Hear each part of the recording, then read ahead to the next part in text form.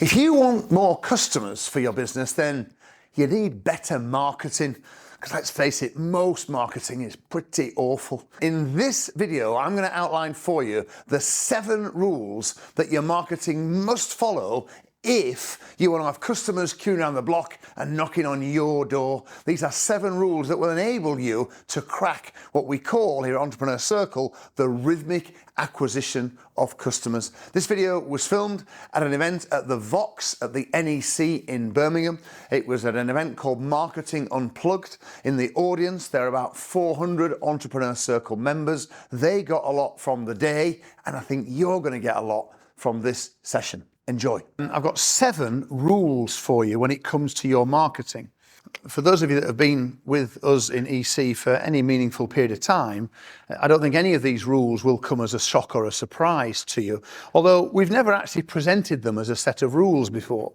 And again, as I'm pulling the book together, I thought, let's look at what's the definition of rules. And again, I've put it on there on page 19. It says, a set of explicit regulations or principles governing conduct or procedure. That's the right word then. That's exactly what we've got. And I'd like you to think about these rules with all of your marketing kind of going forward. And there's only 7 of them. And the little GIF, which I don't want my guys to put out yet, but I will share with you when the session ends. This was my little thought yesterday that prompted me. So I've done a little postcard for you, which is on Pinspeaker, which has got an A5, has got all 7 rules on it. So they don't get hidden in the book. You can just take the 7 rules home and work it through. And at the right point, when we get to lunchtime, one of the team will put a link for the live stream, so you will be able to download it. That little postcard if you want to do so on the live stream. So the rules are relatively straightforward, and we'll definitely get through these in reasonably short order. Rule number 1 on page 20 says that when we're doing any marketing, there will always be an offer. And sounds obvious in an environment like this, but you will be staggered at how many pieces of marketing we see. We see some on the clinics on a Monday afternoon often, where the marketing effectively just says that, hey, we're here, or this is what we do.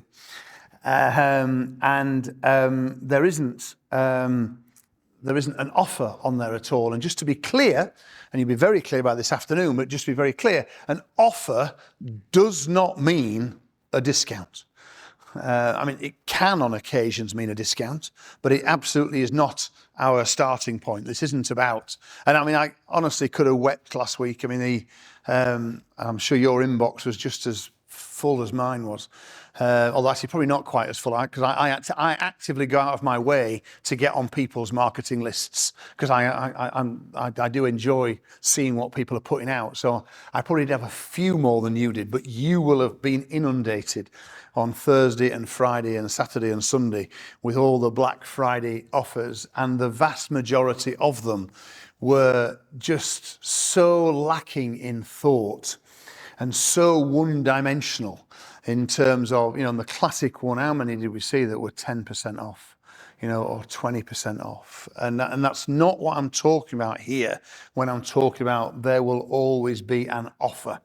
I am not talking about marketing always slashing your pricing. In fact, the exact opposite. What we're about creating offers that actually drive premium pricing, as you'll see this afternoon. But if we're going to spend money on marketing, whatever it is on, whether we're running Facebook ads, or we're putting leaflets through letterboxes, or we're writing a piece of direct mail, we are not going to do it unless there is an offer. So the offer is a reason for people to actually take some action. So that is our rule number 1, whatever we're going to do with our marketing. And the only possible exception to this, although even it will apply or can apply in lots of cases to this as well, but there is the only possible exception to rule number 1 would be your website.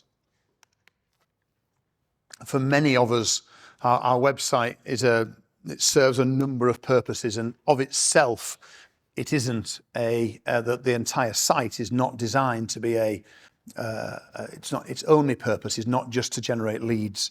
But if you are sending people to a particular landing page, then rule number 1 would definitely apply. But it doesn't have to apply on your home page per se, because your home page has other purposes. Similarly, if you're wrapping your van, then again, that might give you an exception, because it's a different piece of marketing. But I'm talking here when we're running campaigns, when we want to drive responses that are going to generate inquiries of some sort coming into the business, then there'll always be an offer. And rule number 2, therefore, which flows from rule number 1, is that there will be a reason to respond right now.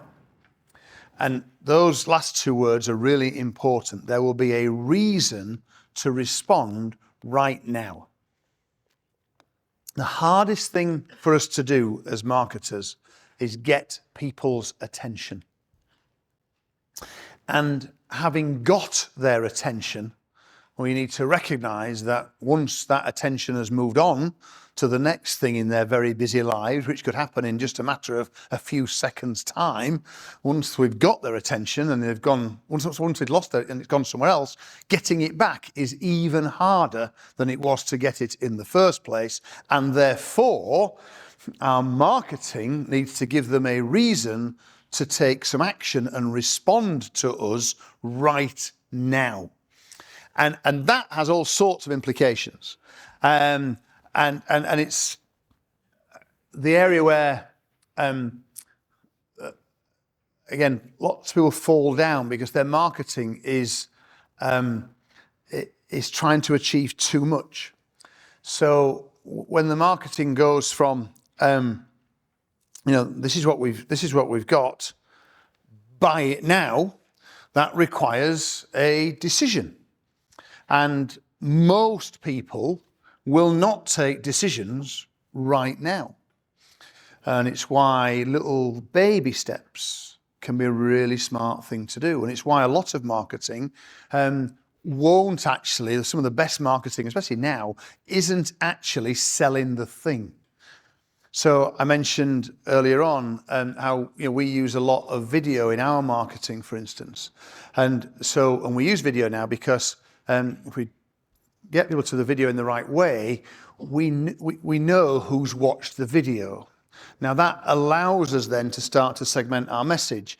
And often in the video, the first thing, the action, the response that we want right now isn't to get your credit card out and give me money. That's not the first response, because that's a harder thing to do. The first response would be to get them to do something else. So the classic thing is, which did work very well 7, 8, 9 years ago, might have been to download something. That worked really, really well. It's much harder. It can still work well, but it requires a lot more thought now to get people to download something. But getting someone to download something is a much smaller step, and therefore the response is easier to get right now than getting out your credit card and giving me money. Does that make sense? And thinking about your marketing in terms of baby steps, because and if someone's actually responded in some way, and again, the case, that's how digital moves, it used to be the case that what we wanted was their email address. Oh, getting the email address was a really big thing, and it still is to a very large extent, but we're a lot more relaxed in my business now about email addresses. We work, we've got some fantastic Facebook audiences that continue to deliver really well for me, where we show Facebook ads, which are videos, 5-minute videos often, where I'm talking about and trying to help people give value on a particular topic. And the purpose of that video, we're just tracking how much of it people watch, because I can then show other ads to the people that have watched that video. Does that make sense? So my purpose, I might talk about how, in one video, I'm just want to watch this video because if they spend 4 or 5 minutes watching me on video, we're starting, because if they stay with me for 4 minutes, that's a long time on video on Facebook. That is a long time. And if we then show them another video, because we know that, I haven't got their email addresses, I don't know who these people are, but I know that there's a group of people here, there's 4,000 people there that last week watched more than 4 minutes of me on this video. So those 4,000 people this week, we're going to send them another video on a different topic, with me being helpful again. Now, of that 4,000 that watched last week, 2,000 of them will watch another 4-minute video this week. Now, those 2,000 people now have got a lot of value for me because they've just spent 8 minutes with me. Now, that's actually way more valuable to me than an email address because they've spent 8 minutes with me. Does that make sense? Now, those 2,000 people, I can now show them another ad, and this time I might ask them to buy something, or I might ask them to download something. Does that make sense? And it's much easier for them to do it because I'm not some stranger now. I mean, we've never met, but they've spent 8 minutes over the last 2 weeks with me on video.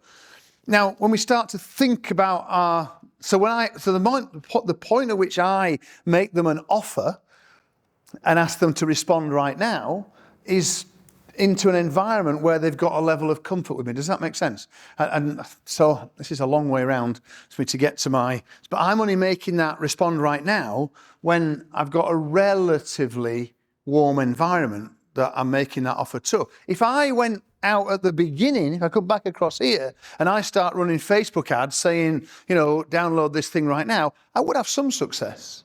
But the success wouldn't be as good. And I might actually get more people downloading it.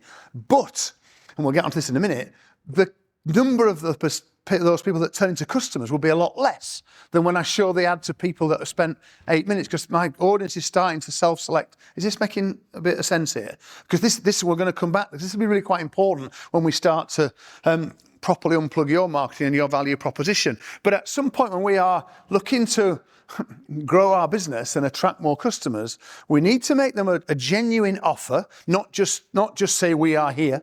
If you want your roof cleaning or your garden doing, or you want your HR sorting out, we do this. Here's our finance company, we do equity release. That's not an offer. That's not an offer. It's lazy marketing. You're playing the same game as everybody else, and you will get some customers, but you'll end up in mediocre kind of heaven where everybody else is. So we make an offer, rule number one, and when we make an offer, there's a reason to respond right now. And the other element of reasons to respond right now is the use of deadlines. And we can get really smart on deadlines, even if it's an offer that you want to use on an ongoing basis. Because you're using it on an ongoing basis. And you want to run this offer this month and again next month. But we've got to find a reason for people to respond right now. So we have to create some sense of urgency. And we've got to be intelligent about it. We can't just be glib or superficial. We've got to think carefully about it. A lot of service providers, especially those that are serving local markets, can present the same offer to that market 4 or 5 times a year, but the offer is dressed up differently.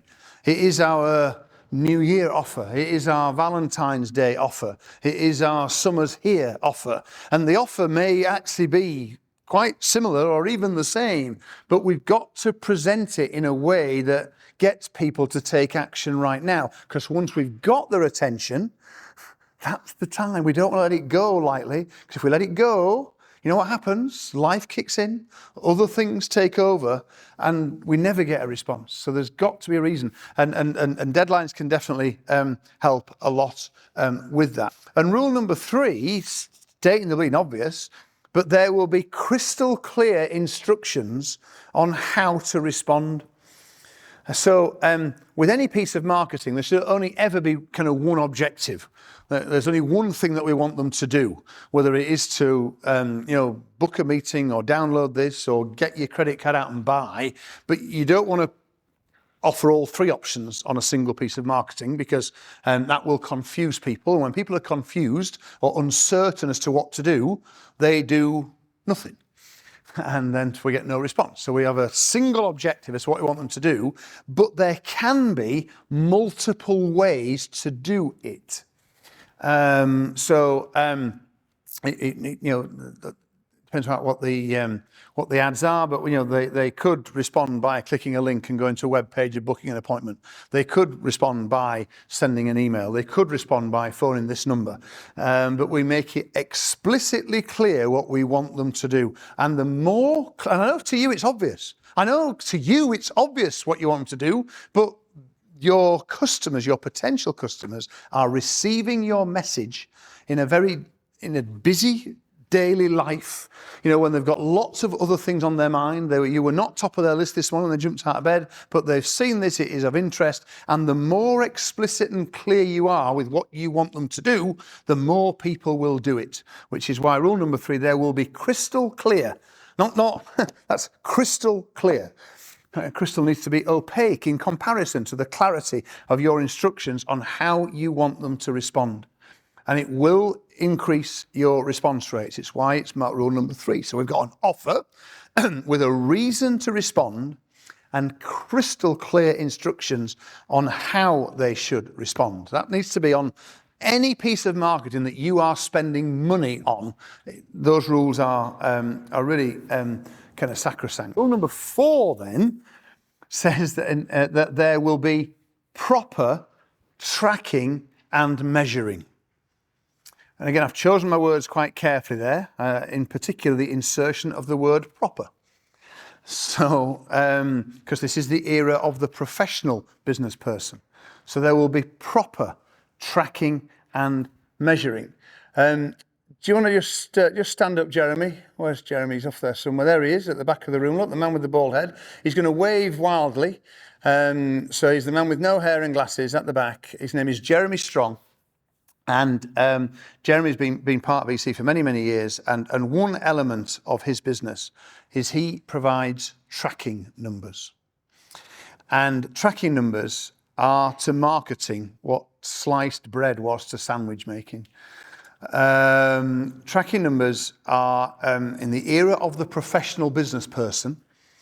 If you are running your business, I mean, you've all spent money to come here today. There's no ticket for the event per se, but you've either spent fuel in your car or you've bought a hotel room. It's time out of the business. You've invested time to come here today. And whatever you've spent just for today will cover your costs with Jeremy for the entire year. And if you've bought a hotel room, they'll probably cover your entire cost for 2 or 3 years just for today to get proper tracking numbers set up in your business. And if you haven't got tracking numbers, and again, just for the uninitiated, anyone's new here, so a tracking number is a phone number that you own, you buy them from Jeremy. They're cheapy cheap, he'll do you a super deal. But they're very, very cheap. And you don't need a new phone system, just to be clear. The tracking numbers, you put them in your marketing. So you only use each phone number in one specific place. So you would have tracking, if you're dropping leaflets, then your leaflet has a tracking number on it. If you do networking and you've got a business card, you would put a tracking number on your business card that's only on your business card. You would put a tracking number on your website that is only on your website. So you use each tracking number in a single place. Now those tracking numbers are all pointed at your regular phone number. Your phone number doesn't change, just that when people dial the tracking number, your phone rings as normal, but what you can do is go into the dashboard that Jeremy gives you at any time, 24/7, and you can see how many people rang that number.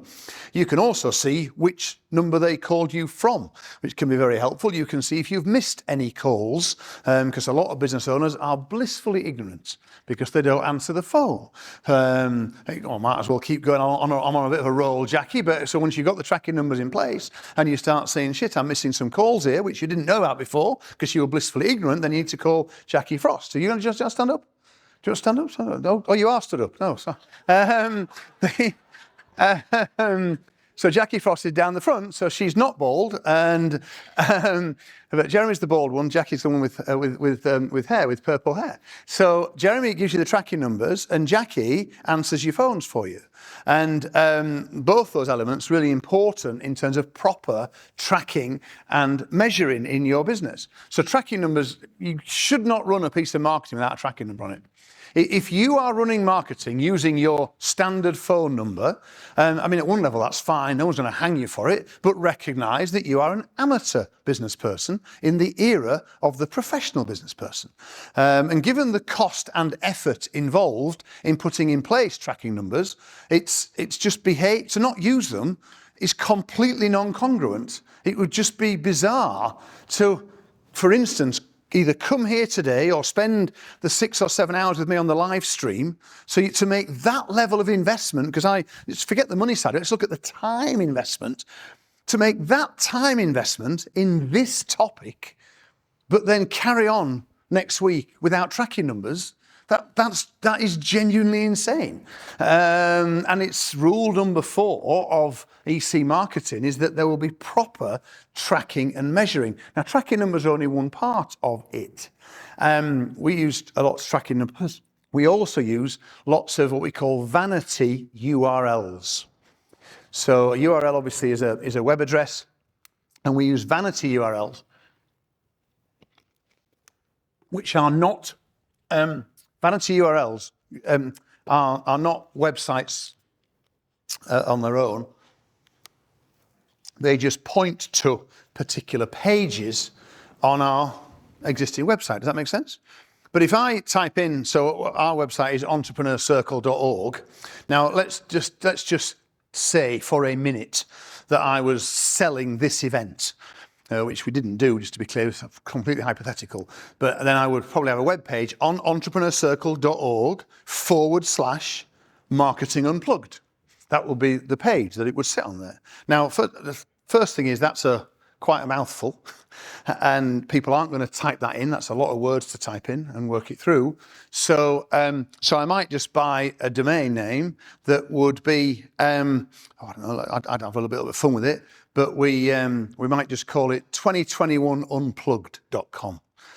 Does that make sense? So it'd be something that's memorable and easy. Even that's getting a bit long, but 2021unplugged.com. That will be a vanity URL that we would utilize, and we would just point that domain at 2021unplugged.com, and we just point it to entrepreneurscircle.org/marketing unplugged. But the reason we do that is we can see really super easily on our analytics exactly who's typed in and what responses we're getting from our marketing. Does that make sense? So we can track where things are coming from. Now, again, vanity, URLs cost peanuts. I mean, they're even cheaper than, they make Jeremy's tracking numbers look expensive.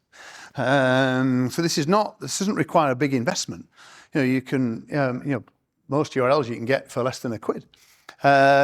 But they allow you to track and measure. And in the era of the professional business person, when we're going to do a lot of thinking around what we're going to take to market and get our offers crafted in the right way. But if we don't present them properly and we don't track and measure properly, then we are at best wasting a lot of time and money.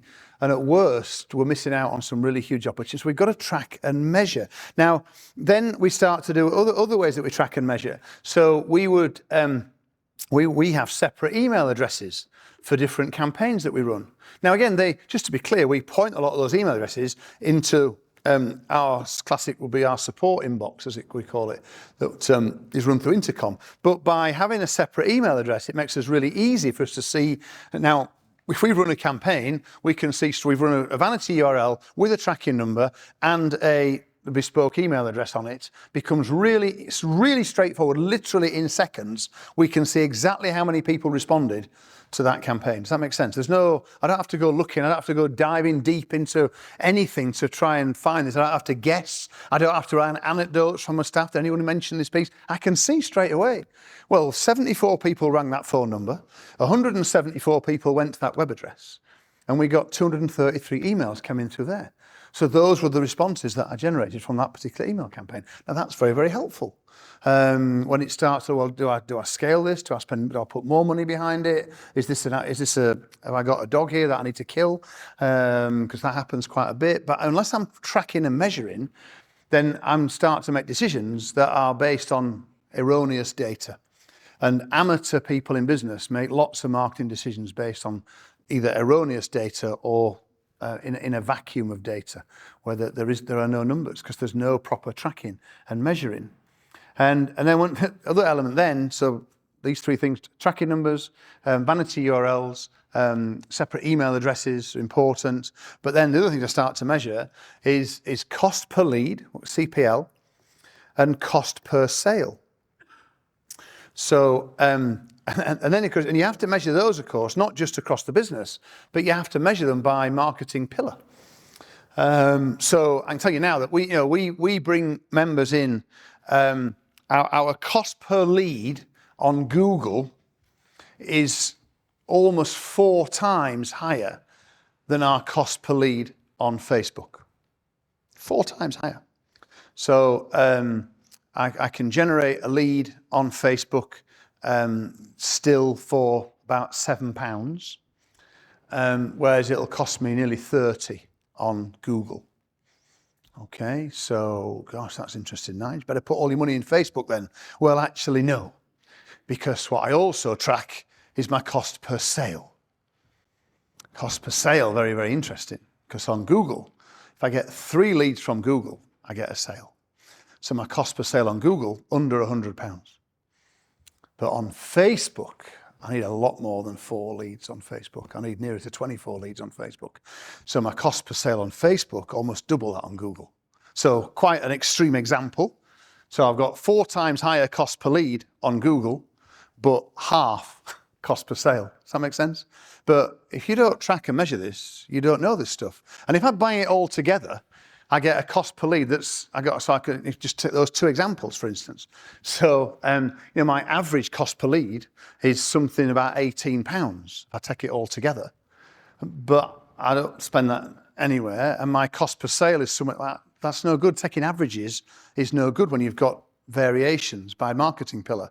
And you'll all have variations by marketing pillar. It's just that you might not look to it. It was quite a big deal. I'm just looking at Jackie on the front row here. And Jackie came to Mastermind a couple of weeks ago with exactly this. She'd done the analysis, and Jackie had looked at her marketing, and it was like a big penny dropped. Oh my God. And Jackie previously, I'm kind of paraphrasing a little bit here, but previously she understood her numbers. But what she hadn't done was drill it down by the different marketing pillars. And because when you do that, you realize, fuck, there's a big differences here. And it presented a really big challenge to you about it was open days, which were a big part of her marketing. And what Jackie had started to realize, fuck, this might not be the right thing to do. Because she started to have the right data to make the right decisions. But you only get the data if you have got proper tracking and measuring. And in the era of the professional business person, you cannot persist by playing an amateur game. I thought it was in many ways a great shame on, I think it was Monday night, wasn't it, this week, when England's women's football team beat Latvia 20-0. Now, it was quite interesting actually, because Matt the butler brought in my lunch yesterday in my office, and I'd had quite a busy morning getting ready for this. I thought, I'm just going to unplug for 10 minutes while I eat my lunch. And he brought me a lovely plate of sushi, because normally we have sushi on a Thursday, but because we were here, he moved it to Wednesday because he knows I like sushi. So it was a sushi lunch in the EC office yesterday. So Matt comes into my office with my sushi, and I said, I'm going to unplug for 10 minutes. And we'd had a little mention earlier on, Matt follows, obviously likes his football like I do, and we'd talked about this. And I said, have you seen those 20 goals that England scored against Latvia? I said, come on, let's watch this. So we put this little clip on the BBC website. They had in 3.5 minutes, you can watch the 20 goals that England scored. When you think it's ridiculous. It's a goal every 4.5 minutes. It's just ridiculous. And when you watch it, it's like you've got 2 teams. I do remember when I was a kid, I won a match. I think actually we won 23-0. And I used to play centre forward for my team. I think I scored. I'm not being modest. I scored 14 goals in one game. But it's because this team had turned out, we were like 12 or 13, and a bunch of 8-year-olds turned up. And so it was completely unfair. It was a ridiculous thing. There was this massive differential. But it was like that watching England play Latvia. And it was completely, because the English women are one of the better teams in the world in terms of women's football. And the Latvians are a team of, it seems to me, amateur teenagers. And it was just laughable to watch it.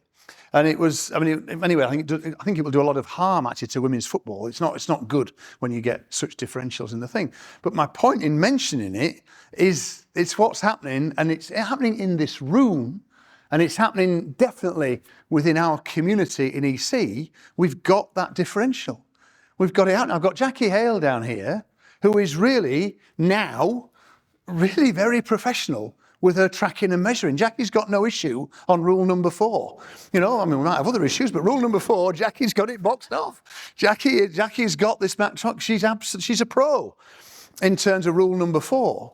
But I've got other people in this room who are Latvia to Jackie's England, who are absolute rank amateurs. And if you go watch those goals, by the way, you don't need to know much about football. They are laughable, Matt, aren't they? Not all of them, but some of those goals are absolutely laughable in terms of the ineptness of the Latvian team. And it's a really good analogy right now this week for the way a lot of businesses, even those in EC, are tracking and measuring their marketing, because there is no meaningful deployment of rule number 4. And if you go away and you start running ads in 2022 without tracking numbers, without vanity URLs, without an understanding of your cost per lead by marketing pillar and your cost per sale by marketing pillar, that's fine, but recognize that you are dicking about from a marketing perspective. And that if you have any problems that we talked about earlier on around a lack of customers or lack of cash in your business, recognize that you're not taking even the fundamental first steps to fixing that. So that's why rule number 4 is a really important one. Just a quick one. If you're enjoying this video, then all I ask of you is 3 little things. Firstly, if you could click subscribe down below, that really helps us out. Second, just like the video, or even better, share it with a business owner that you know. And thirdly, well, if you are a business owner and you're looking to grow your business and you want more content like this, then click the link in the description and try out Entrepreneur Circle. You can do it completely for free. You get instant access to all the recordings of this session and dozens of other hugely practical tools and templates and training. And as I said, your first month's completely free. So click that link below and I'll see you on the inside. Now, back to the video. And then rule number 5. You like rule number 5, again, won't be a surprise. But rule number 5 says there will be proper, well, there's that word again, there will be proper follow-up. And in our business, we do a lot of marketing. But you'd be interested to know that most of our sales, and again, I'm choosing my words very carefully here, in other words, most is more than half. Yeah, so the majority of our sales do not come directly from our marketing. Most of our revenue comes from the follow-up. Most of it comes from the follow-up. I have 2 people in particular in my team, Audrey and Ben, and many of you will know Audrey and Ben. They've been part of EC for a very long time.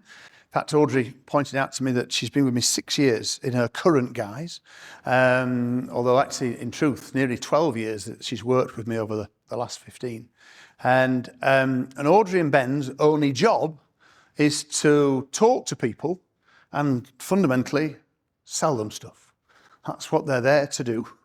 Now, they could be helpful in the sale, but we have people that and they're 2 of my more or most highly paid members of my team, because they're paid and rewarded based on the sales that they make. Now, they do not go ringing people up cold. They don't ring anybody cold. They talk to people either that have asked to talk to us because they're interested in something that we do, and so there are some scheduled conversations in there, or they are people that from our marketing activity we know have expressed interest. So if you have seen one of our ads somewhere and you have, you're a prospect that's not in EC, you've filled in a download form and it's probably, and you haven't bought, so at some point you'll get a call from Audrey or Ben. And it'll be a genuine call to see how we can help you, because that's what we want to do. But the reason why we're calling you is to follow up, because what we know is that, way over half our revenue comes from our follow-up. And that isn't the case in a lot of businesses. In a lot of amateur businesses, stuff happens on the marketing, but the follow-up's actually a bit shit. And the follow-up shit because it's not sexy. The follow-up's hard. It's hard to get creative. It's hard to finding the right people to ring people up is of itself quite hard. And then if you get to the point where you as the business owner do the follow-up yourself and it's not what you want to do, so you'll do all sorts of things to avoid doing the follow-up because instinctively you don't want to be ringing people up, so that misses off that way. There isn't enough thought given. It's not just telephone follow-up. Joe Davis will tell me that I've done her a great disservice by not mentioning the remarketing follow-up that she does. And it will be a very valid point. Joe's very proud of the number of our sales that come from remarketing. So just to be clear, we'll drive people to links, even if we're selling something internally to our list. So to you guys, sometimes, if we are, let's look at convention tickets, for instance, when we were selling those this summer.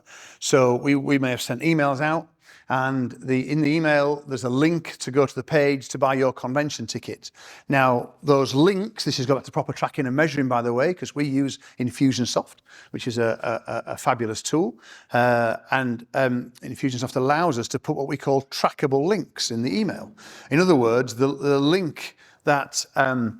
If I look here, the link that Jackie, it's the same email that Jackie and Adam gets, and it's got what appears to be the same link in it. So to the untrained eye, Jackie and Adam got exactly the same email.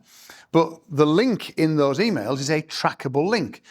Very, very easy to do. All decent, good CRMs, have trackable links. But what that means is if Jackie clicks the link, we know that Jackie's clicked the link. So if Jackie's clicked the link, and we can she's gone to a web page. Now, if she's gone to a web page, we can now know what's happened. Now, if she's gone to a web page, but not gone through that web page and bought, does that make sense? Then Joe Davis will show remarketing ads to Jackie, even though she's an existing customer, but we'll show remarketing ads. In other words, we'll show ads for the convention, and we'll hit Jackie quite hard, probably for a week or 10 days, once she's clicked that link. Now, I won't show those links to Adam, because he didn't click the link. So I've got to do other things to Adam. So Adam will get other emails and things to try and get him to click the link. So I tackle it in different ways, which I can do because I'm properly measuring and tracking, but I'm making sure the follow-up is there. Does that make sense? And a lot of our sales of our products, and in this instance, convention tickets, came not from the email, not from the ad, but they came from the remarketing. Does that make sense? And for us, the remarketing is a really integral part of our follow-up. But I know that isn't the case for a lot of businesses, because a lot of businesses tackle their marketing in a very amateur way. They are Latvia, not England, in that regard. So follow-up takes lots of different guises. I mentioned emails, and I know, at one level, it will be a source of almost amusement, but we do send a lot of emails. In fact, we should have found out, Cam, how many it was. I wonder what it would be. I'll let Cameron's brain just process while he has a think. He's going to look it up. He's going to do it out. Right. So in a few minutes he'll tell me, and I'll tell you how many emails we have sent this year. That's what we'll do.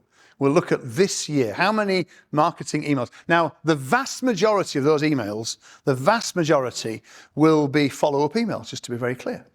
And when we get very good open rates on our emails because we work really hard to craft emails that get very good open rates. And by the way, we properly track and measure our open rates, so we know what the open rate is on any given email.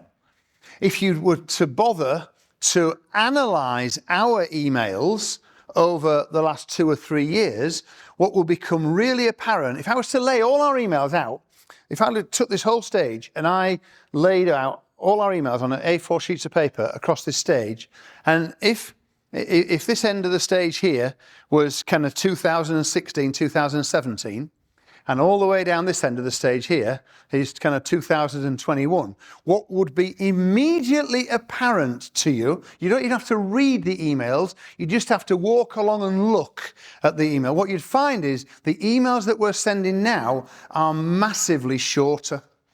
We send a lot of 1, 2, 3 line emails or 1, 2, 3 paragraph emails. They're really very short emails. Now that's not because we think that they'll work better. It's because through all the vast number of emails that we send, we've learned through proper tracking and measuring that actually we do a lot better with our follow-up in particular when our emails are really quite short. Is that making sense? So the follow-up is there, proper follow-up, and proper follow-up by definition is tracked and measured properly. So this is rule number 4 and rule number 5 playing together. So we've got remarketing follow-up, I've got email follow-up, I've got telephone follow-up. So I've got all sorts of stuff going on here. So the follow-up is very multidimensional because we tackle our follow-up, we treat our follow-up in the way that a professional business person would treat their follow-up. And if you've got a shortage of either customers or cash in your business, if you've got a deficit from where you would want to be, then actually just getting better at the follow-up is likely, highly likely to make a dent in it. Loads of opportunity to make meaningful inroads by getting just better at the follow-up. So we don't have to get new prospects. We've just got to follow up better with the leads and the prospects and the inquiries we're already getting, but that does require, quite a lot of thought. Now, so that's rule number 5, proper follow-up. Rule number 6 is, and again, I chose the words carefully here, but there will be strong copy. So when we are creating marketing, we're going to do so in a way that it is designed to get the response or the result that we are looking for. So there will be strong copy. And again, one of the reasons to stay with EC is, and it's quite interesting actually what I just said there. I'd never thought about it quite that way before, but genuinely that I had a big long line of emails there. It would be really, really evident. But we do work hard on our copy. And, I've spent many, many thousands of hours studying copy, writing copy, testing copy. Our copy is good. It is definitely strong copy that we write. And we do a lot of it. And quite a lot of the copy that we utilize in our business, would be useful in your business. But most people, when they write copy, are not coming at it from that start point. They are 17-year-old Latvian students playing in goal against one of the best teams in the world. And as a consequence, the result was devastating for Latvia. I mean, and it was on Monday night. And similarly, we've got people that are, on the face of it, they've done the marketing, but the results that they're getting are not what they were hoping for, not what they were expecting. And it's because the marketing copy, frankly, isn't good enough. It isn't strong enough. So there needs to be strong marketing copy. And again, well, this isn't a plug because it won't matter to me at all, but just our thinking is joined up here. And the next event, what we've got next year, we're here in the Vox a couple of times next year for some live 2-day masterclasses, but there's also 4 one-day events that are just on live stream. And the first one of those is happening in January, on the 25th of January. And that is purely a day about advanced copywriting. In other words, it's the solution to how you get strong copy. Does that make sense? Just thinking about it now, it's interesting how I put this whole thing together, but we probably should do an entire day on follow-up as well, and modularize the follow-up and actually we could probably break that down and make that quite a bit easier, which again, I'm sure Cameron's going to write down. Have you got a number for me yet, son?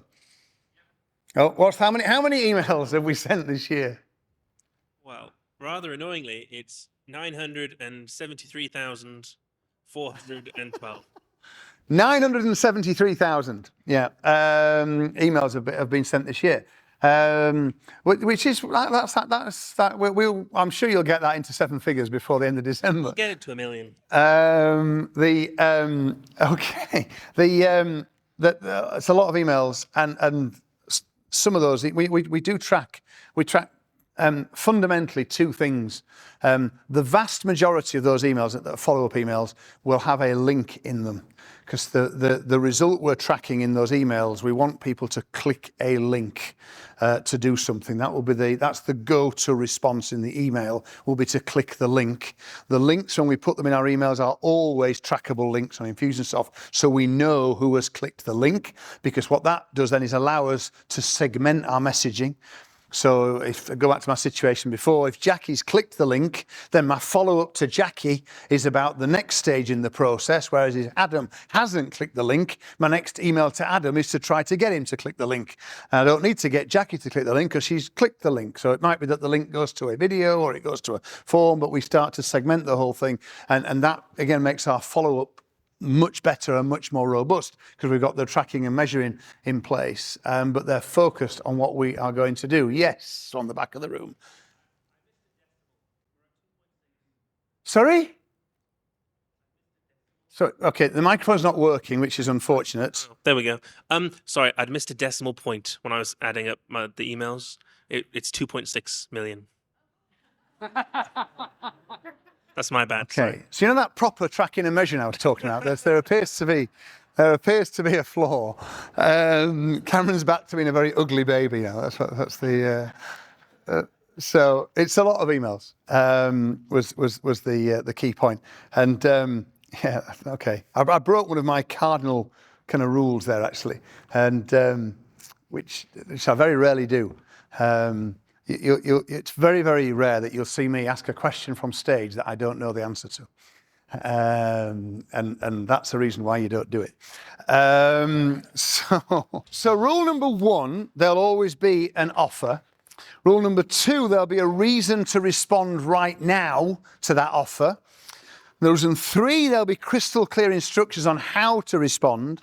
There'll be proper tracking and measuring is rule number 4. There'll be proper follow-up is rule number 5. And there will be strong copy, which is rule number 6. And then rule number 7, which is the daddy of them all, really, and is a source of frustration to myself and indeed many others from time to time. Because rule number 7 says that results rule, period. It doesn't matter what you think, doesn't matter what you like, doesn't matter what you wish had happened. The only thing that actually matters is the results. And it is interesting, and you do get better at this with experience, but we are continually surprised by the things that work, and indeed by the things that don't work. Some of the even down to emails that, generate the actions, let alone, Cameron talks a lot about it when he talks about Facebook ads in particular. The ads that you think, that's absolutely going to be the winner, actually bombs compared to the one that, the picture of the broccoli is the classical one there. What on earth was that all about? But all that matters is the results.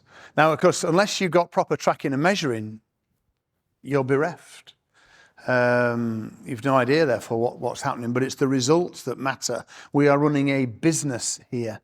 We are striving to fix the perennial problem of getting the right number of customers to generate the right number of surplus cash at the end of the month. And to do that properly, it's the results that rule. And again, knowing which results to look at matters as well. So I mentioned cost per lead, which is a useful measure. It is a useful measure, is cost per lead. And we don't do anything, or we don't track cost per lead. It's a useful measure, but it's not as important as cost per sale. Which is why I'm very happy to spend 4 times as much money on Google as I am on Facebook on cost per lead, because my cost per sale is half as much. Who would have thought? But unless you're tracking, you don't know this. And you make false, oh, look at this, Google's forced. Stop spending on Google, put all our money in Facebook. Well, how stupid would that be when you know the full picture?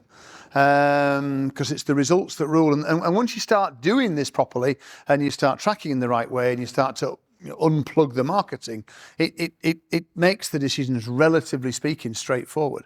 It's pretty rare now that I have to make any decisions really about our marketing. If we have an idea, we'll test it. And so the decision, and then when we do a test, mostly the outcome's obvious. So it's either worth doing or it's not worth doing.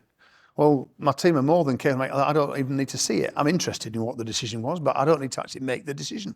They know what our barometer is for cost per lead. They know what we'll accept. And more importantly, they know what the cost per sale line is. I will happily spend, our number is £210 to bring someone into EC. I will spend £210 every day of the week to bring someone into EC. I will, in certain circumstances, spend more than that, but I'll definitely spend £210. So they know that if they've got something that's got a cost per sale of under £210, we just want to do as much of it as possible. We haven't got a cash constraint. I can get the cash to fund whatever we need to do. So if we've got something that's working at £210 or under, just keep doing it. Just scale it as big as you can. Keep tracking and measuring it, because the results rule.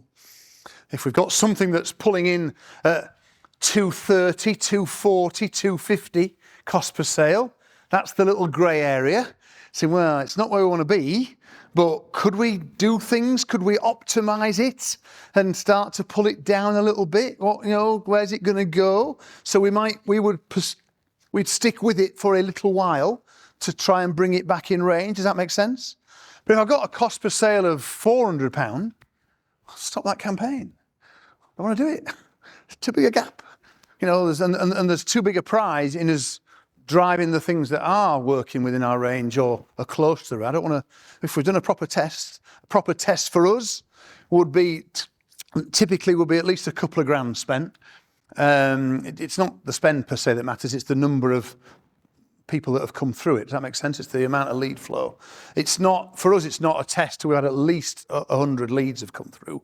Does that make sense? So I need to generate 100 leads and see, what proportion of those have converted.